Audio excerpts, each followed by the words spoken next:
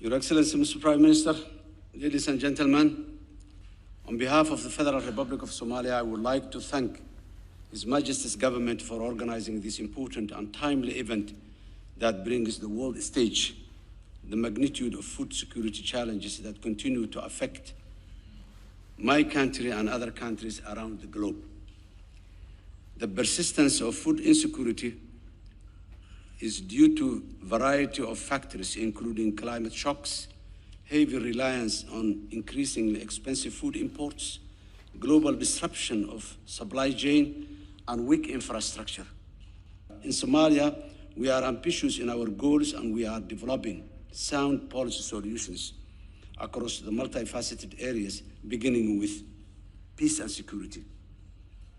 Since June 2022, Somali National Army has been able to partner with the local forces and the global partners in an unprecedented offensive that has recovered from more than 70 towns and villages from Al-Shabaab in the southern and the central federal member states of Somalia. These newly recovered areas are home to some of the richest farming lands in the country. The Somali government has started a stabilization program after the liberation, which has two important aims. One is to stabilize the situation and provide services to the people who has been lacking those services for more than a decade now. And the second is making the transition program as a bridge that moves the Somali people from the humanitarian situation into a development situation. Two is the climate adaptive technology and infrastructure.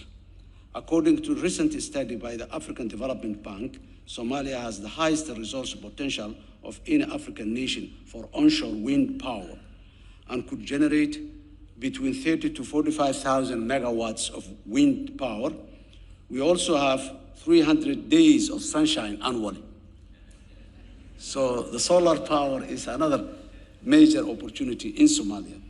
With sufficient financing, we can invest in climate-resilient infrastructure in critical sectors such as the renewable energy, water catchment systems, regenerative agricultural practices, and feeder roads within the agricultural land.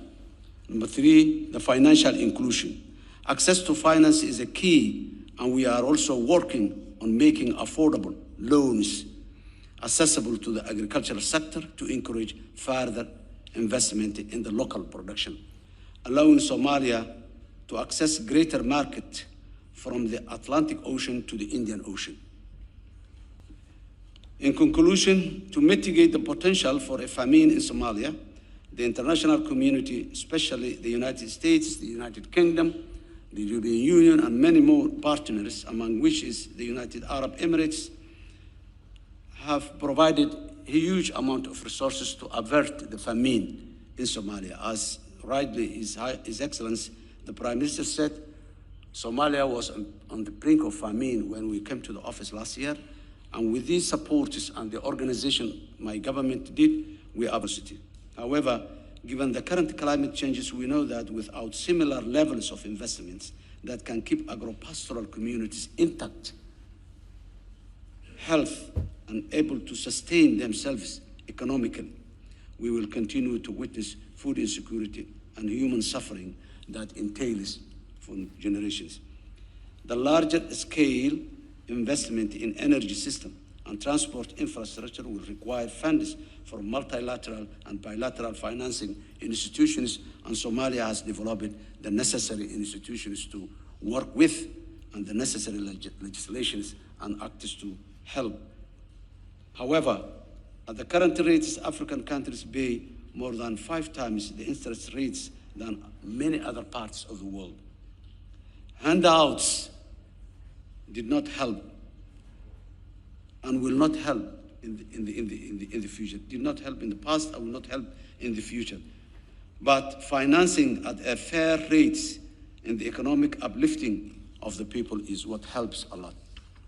Finally,